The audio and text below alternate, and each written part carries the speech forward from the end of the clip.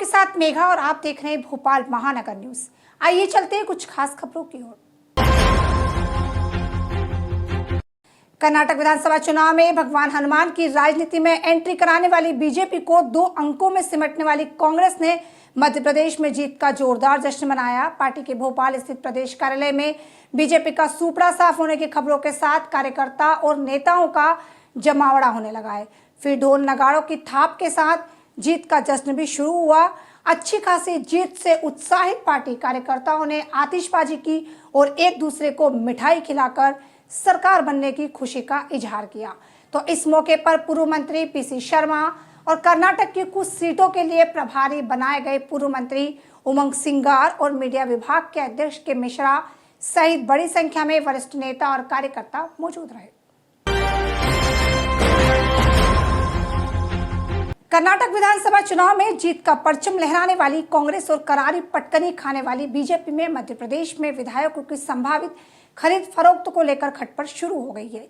इसके चलते मध्य प्रदेश में अपनी सरकार खो चुके कांग्रेस के प्रदेश अध्यक्ष कमलनाथ ने कर्नाटक में जीत मिलने के बाद आशंका जताई है कि बीजेपी कर्नाटक में सरकार बनाने के लिए विधायकों की खरीद फरोख्त कर सकती है और उससे सावधान रहना चाहिए।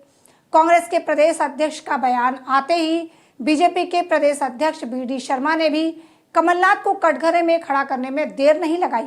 उन्होंने 3 साल पहले कमलनाथ सरकार गिरने के लिए विधायकों की खरीद फरोख्त होने से साफ इनकार किया और इसके लिए तत्कालीन सरकार के भ्रष्टाचार को भी बताया। बना पाएगी अभी तक जो खबर है कांग्रेस का बहुत अच्छा प्रदर्शन है और ये निश्चित है कि कांग्रेस की सरकार बनेगी। भारतीय जनता पार्टी का प्रयास रहेगा कि अन्य पार्टियों से या स्वतंत्र उम्मीदवारों से मिलकर खरीद फरोख्त करें, सौदा करें, जो उन्होंने हमेशा किया। अरुणाचल प्रदेश से शुरू किया था। ये सौदे की राजनीति की शुरुआत जो इन्होंने करी अरुणाचल प्रदेश से, ये अभी तक खत्म नहीं हुई है। उन्होंने भी देखा है और आज भी जनता इन्हें देखती है किस प्रकार से छल कपट की राजनीति करती है। कमलनाथ अभी भी कह रहे हैं कि बीजेपी खरीद फरोख्त कर सकती है कर्नाटक चुनाव में जाना को। कमलनाथ जिंदगी भर करते यही रहे हैं, उनको पैसे ही दिखाई देता है क्योंकि और कुछ दूर को दिखाई देता नहीं है, जमीन है नहीं, तो इसी प्रकार की चीजें वो कहेंगे और करेंगे। अरे भैया कमलनाथ जी, आप अपनी समीक्षा करो कि आपके कार्यकाल में 15 महीने में आकंठ डूबा हुए भ्रष्टाचार में आपकी सरकार थी। आपके मंत्री कहते थे कि दुरावस्था का दौर है। उस मध्य प्रदेश को बचाने के लिए जो हुआ वो आपको खरीद फरोख्त दिखती है। आपने जो जिस प्रकार का हर गरीब के हक और अधिकार को छीन लिया था और फिर आपको खरीद फरोख्त दिखती है। इसलिए कमलनाथ जी, ये आपका इस प्रकार के भाव हमेशा रहे क्योंकि आप पैसा ही देखते हैं, इसके अलावा आप कुछ देखते नहीं है। भारतीय जनता पार्टी की सरकार, चाहे वो माननीय केंद्र में हमारी प्रधानमंत्री के नेतृत्व में हो या माननीय मुख्यमंत्री के नेतृत्व में, हर गरीब के साथ खड़े होकर के काम करते हैं। सर, उमंग सिंगार कह रहे हैं कि सर बजरंग बली जीते हैं। भारत में तो बीजेपी का सफाया हो गया, लेकिन अब आगामी समय में सेंट्रल इंडिया यानी मध्य प्रदेश में भी बीजेपी। मध्य प्रदेश में कांग्रेस संगठन को मजबूत बनाने में जुटे पूर्व मुख्यमंत्री दिग्विजय सिंह ने कर्नाटक विधानसभा चुनाव को जीत की कार्यकर्ताओं की मेहनत और राष्ट्रीय नेतृत्व की कुशलता का परिणाम बताया है। उन्होंने आज सीधी में पत्रकारों से चर्चा करते हुए कर्नाटक की जीत से दक्षिण भारत से बीजेपी का पूरा सफाया हो जाने का भी दावा किया। कांग्रेस के वरिष्ठ नेता ने कर्नाटक की जीत का असर मध्य प्रदेश में होने वाले विधानसभा चुनाव में भी पड़ने और भारी बहुमत के साथ कांग्रेस की सरकार बनने की उम्मीद जताई है। आप लोगों के माध्यम से कर्नाटक के हमारे सभी कांग्रेस के कार्यकर्ताओं, कर्नाटक कांग्रेस के राज्य के हमारे कांग्रेस लीडर्स, प्रदेश कांग्रेस कमेटी के अध्यक्ष, हमारे विधायक दल के नेता, सबको मैं बधाई देता हूं और सबसे ज़्यादा बधाई देता हूं मल्लिकार्जुन खड़गे जी को, हमारे राष्ट्रीय अध्यक्ष, जिनके नेतृत्व में हम लोग ये चुनाव लड़े। साथ में हम बधाई देते हैं श्रीमती सोनिया गांधी जी को, जिन्होंने कि स्वास्थ्य खराब होने के बावजूद भी वे प्रचार करने गई, राहुल गांधी जी को, प्रियंका गांधी जी को और उन सभी को जिन्होंने वहाँ प्रचार किया। एक बार फिर से कांग्रेस पार्टी कर्नाटक में सरकार बनाने जा रही है और भाजपा दक्षिण भारत में उसका सफाया हो गया है। और आप मध्य प्रदेश के चुनाव के बाद देखेंगे कि जो हमारा सेंट्रल इंडिया है उससे भी भाजपा का सफाया हो जाएगा। और इस बार इतना बहुमत हम लोग लेके आएंगे मध्य प्रदेश में कि जोड़ तोड़ की गुंजाइश भी नहीं मिलेगी। अंतर्राष्ट्रीय हिंदू परिषद के अध्यक्ष प्रवीण तोगड़िया ने कर्नाटक विधानसभा चुनाव के नतीजे को बीजेपी के लिए 2024 में होने वाले लोकसभा चुनाव का वेकअप कॉल बताया। उन्होंने आज भोपाल में आयोजित प्रेस कॉन्फ्रेंस में कहा कि बजरंगबली और राम मंदिर भी कर्नाटक में बीजेपी को नहीं बचा पाए। उन्होंने 2024 में होने वाले लोकसभा चुनाव में जीतने के लिए बीजेपी से 1 करोड़ खाली पदों पर युवाओं को नौकरी देने, किसानों से एमएसपी पर अनाज खरीदने और पेट्रोल डीजल रसोई गैस के दाम कम करने का सुझाव दिया। तोगड़िया ने द केरल स्टोरी जैसी फिल्म को देश के लिए शर्मनाक बताया है। उन्होंने कहा कि हिंदुओं के बीच में हिंदुओं की बहन बेटियों के साथ अत्याचार होना डूब मरने वाली बात है।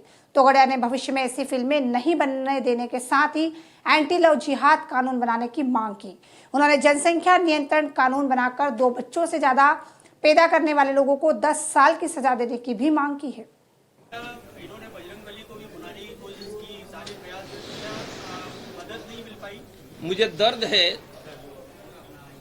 कि बजरंगबली भी बचा नहीं पाया, राम मंदिर भी बचा नहीं पाया।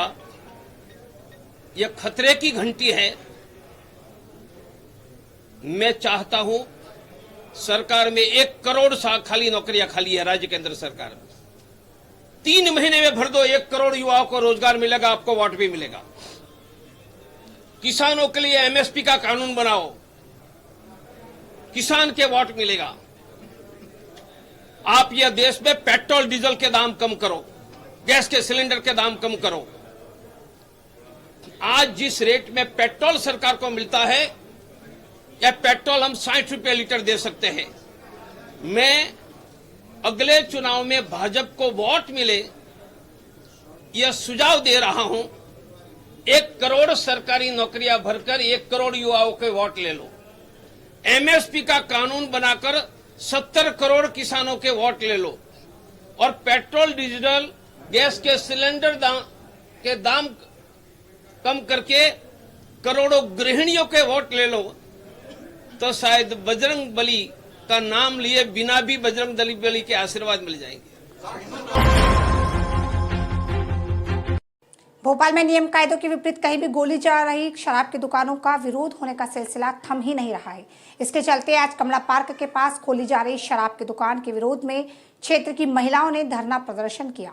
उन्होंने शराब की दुकान के पास ही जगदीश मंदिर जैसा धार्मिक स्थल होने की दुहाई दी। उन्होंने शराब की दुकान खोलने से क्षेत्र का माहौल बिगड़ने की आशंका भी जताई। इस मौके पर कांग्रेस के पूर्व मंत्री पीसी शर्मा भी पहुंच गए और उन्होंने शराब लॉबी के साथ खड़ी सरकार को आड़े हाथ लेते हुए धार्मिक स्थल के पास शराब की दुकान नहीं खोलने की मांग की। लेकिन हाल ही में भोपाल में पदस्थ हुए सहायक जिला आबकारी अधिकारी दीपक रायचुरा शराब व्यवसायियों की पैरवी की। हालांकि उन्होंने शराब की दुकान का विरोध कर रहे लोगों की मांग पर भी विचार विमर्श करने की बात कही है। शराब दुकान को लेकर लगातार विरोध हो रहा है, क्या है उसका पूरा जानकारी क्या है? देखिए, भोपाल जिले में केवल ये एक ही दुकान है जो विगत 40 दिनों से नहीं लग पा रही है और 5 स्थानों पर इसका लगातार विरोध हुआ है। इस बार जो स्थान का चयन किया गया है वो हमारे नियमानुसार बिल्कुल सही है। आपत्ति रहित स्थल पर भी है, नगर निगम की सरकारी जमीन है, शासन के निर्देशानुसार उसका प्रॉपर अलॉटमेंट किया गया है। अब ये जो स्थानीय निवासियों के द्वारा विरोध किया जा रहा है तो इसके जो पॉइंट्स है इस पे भी हम वर्कआउट कर लेते हैं। चूंकि आते बंद हो गए हैं तो वो सारी समस्याएं खत्म हो गई हैं। कोई स्टैंडिंग बोर्ड में यहाँ पर पिएगा नहीं, ये भी है ना। तो बाकी ओवरऑल पूरा कमर्शियल कॉम्प्लेक्स है, आप देख रहे हैं पूरा कमर्शियल कॉम्प्लेक्स है, यहाँ पर कहीं पर भी रहवासी बस्ती नहीं है। तो इस पर है और जो आपत्ति है तो आपत्ति का एक तरीका है, उस पर भी शराब की दुकान को लेके ये मंदिर पास में है, ये रास्ता है एक बस्ती जहाँ करीब 500 घर हैं। यहाँ पे महिलाएं निकलती है सुबह शाम। मैंने यहाँ पे शराब की दुकान वार्ड नंबर 24 से बाहर होना चाहिए। यहाँ कहीं पे भी ऐसी जगह नहीं है। जगह थी तो वहाँ पर थी जहाँ पे वो शौचालय है, लेकिन उसको प्रशासन ने हटा दिया, वहाँ किसी को आपत्ति नहीं थी। अब ये जो बस्तियाँ हैं, मंदिर है, सामने दूसरे धर्म स्थल है, तो और इतना महिलाओं को विरोध है। और इसका नियम है कि 50% महिलाएं अगर आपत्ति करें तो वहाँ शराब की दुकान नहीं खुलती है। इसलिए प्रशासन को निर्णय लेना चाहिए और यहाँ से हटाना चाहिए। सर, मुख्यमंत्री लगातार इस बात को कह रहे हैं कि जनप्रतिनिधि हो या महिलाएं हैं, अगर इसके बाद भी करें, लेकिन जो देखने में आ रहा है वो कहीं ना कहीं नियमों की अवहेलना है। नहीं, ये एक तो ये सब स्थिति पैदा इसलिए हुई, नए नियम बना दिए, नहीं तो ये जहाँ पे थी वहाँ पे चलती, किसी को कोई आपत्ति नहीं थी। लेकिन ये नए नियम बना के अब इधर के लोगों को उलझा रहे हैं इस क्षेत्र के, वो कहीं से भी उचित नहीं है। खबरों में फिलहाल इतना ही। आप देखते रहिए भोपाल महानगर न्यूज।